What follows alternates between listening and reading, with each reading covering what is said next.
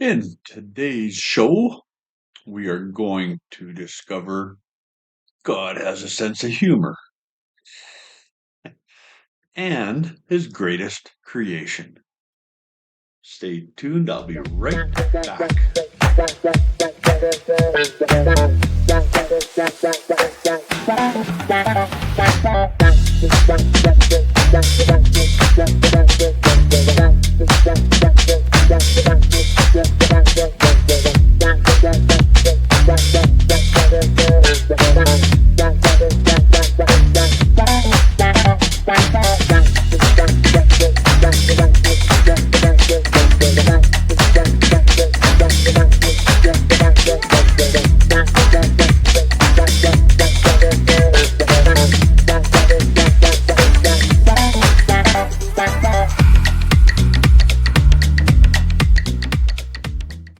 Alrighty, my name is Ron, I'm the host of this show, and my pleasure to help you to learn how to meditate. And a good meditation starts with something thought-provoking. We have thought-provoking. Yesterday I started in this firm foundation devotional. Try this. We'll try it for a while and see how it goes. Our foundation needs to be rock solid right now in these times we're living in. Made for each other. I take care of him. When he's happy, I'm happy, says Stella. Merle replies, I'm happy when she's around. Merle and Stella had been married for 79 years when they said that.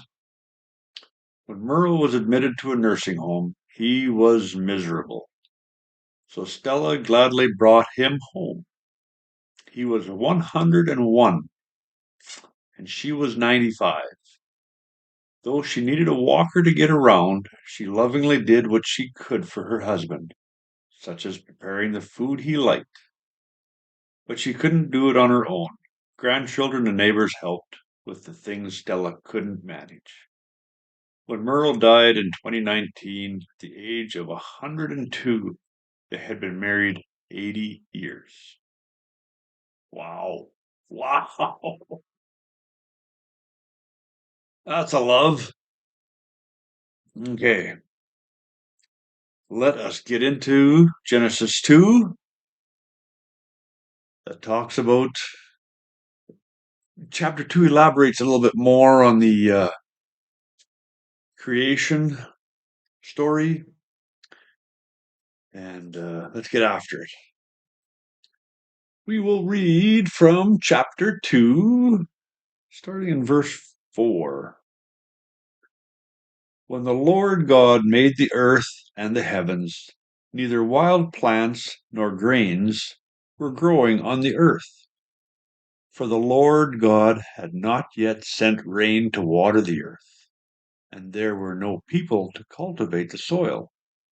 Instead, springs came up from the ground and watered all the land.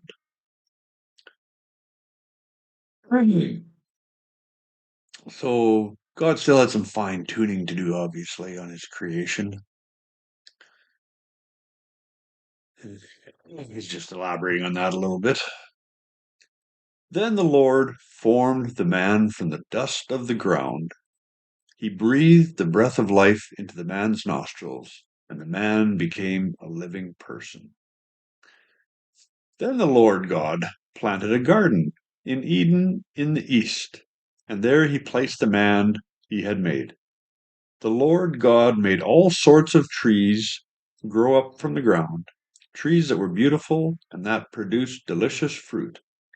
In the middle of the garden, he placed the tree of life and the tree of the knowledge of good and evil. It seems to me like he did it backwards, but either the trees instantly grew up and had ripe fruit on them, or God sent Adam care packages until the fruit was ready to be eaten. I don't know. Anyway. And then it talks about the rivers that flow through the Garden of Eden. And starting at verse 15, the Lord God placed the man in the Garden of Eden to tend and watch over it. But the Lord God warned him, "You may freely eat of the fruit of every tree in the garden, except the tree of the knowledge of good and evil. If you eat its fruit, you are sure to die." Then the Lord God said, "It is not good for man to be alone." I'm going to stop there just for a minute. I'm not sure how many trees Adam had to choose from, but I bet there was lots more than he could even think of using up or getting tired of. So that one tree shouldn't have been a problem. Now notice that warning God gave to Adam was before he made Eve. So I'm not sure if Eve got the message secondhand from Adam or whether God took Eve aside afterwards and told her the same thing. That I'm not sure. But here comes some humor of God. Then the Lord God said, "It's not good for man to be alone. I will make a helper who is just right for him." So the Lord God formed from the ground all the wild animals and all the birds of the sky. He brought them to the man to see what he would call them, and the man chose a name for each one. He gave names to all the livestock, all the birds, and all the wild animals. But still, there was no helper just right for him. Obviously, God knew none of the creatures, the birds and the animals, would be suitable helpmate for Adam. I'm sure he was chuckling the whole time. So the Lord God caused the man to fall into a deep sleep. While the man slept, the Lord God took out one of the man's ribs and closed up the opening. Then the Lord God made a woman from the rib, and he brought her to the man. "At last!" he exclaimed. I can just about picture his eyes popping out of his head when he met Eve. There was a suitable helpmate. Now, you see this. It's a normal thing. Whatever people are doing, they always save the best for last. And it doesn't seem to be any different here in Genesis chapter 2. God saved his best creation for last. Whoa, man. Yeah, I still very excited about my woman, my wife, my partner.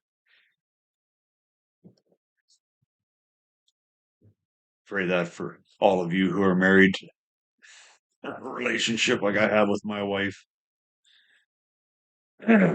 Anyway, that is the bulk of chapter 2. So go ahead and dwell on that for a little bit. A little extra bit of the creation story and what God saved for last. The word for today is hyperbole. You all have a great night. God willing, we'll see you tomorrow.